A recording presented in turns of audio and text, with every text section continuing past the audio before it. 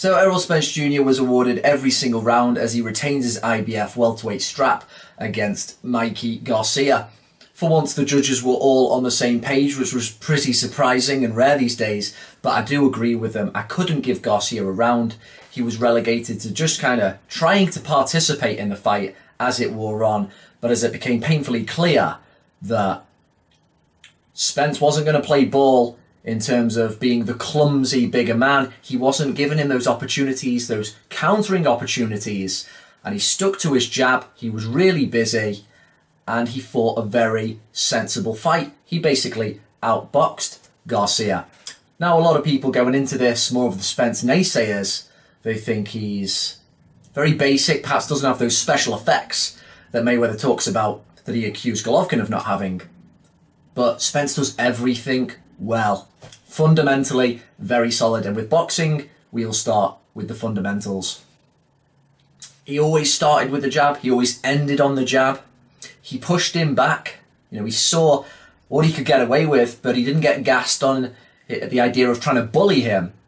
And if you look at Spence's feet, his footwork isn't flashy, but he's always distributing the weight on the front, then the back foot. He has that necessary reverse gear. And he was just taking away whatever opportunity Garcia was trying to get. Come round 9, and Garcia actually got a bit beaten up, and in his corner they were maybe thinking about pulling him out.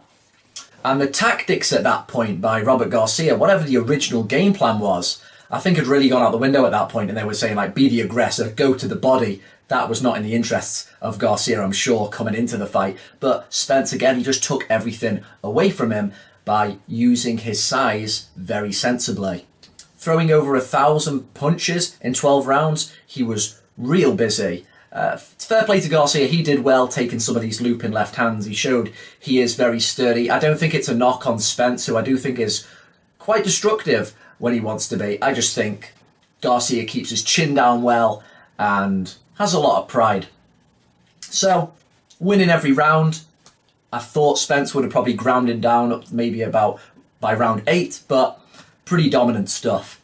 So Manny Pacquiao comes into the ring after the fight is done, and happy as ever says, I'm willing to fight Spence. Now, if that fight is the necessary next one that needs to be made to get a little bit closer to a fight with Terence Crawford, then so be it. But Manny Pacquiao more hittable than Garcia, and of course, age-wise, pretty advanced.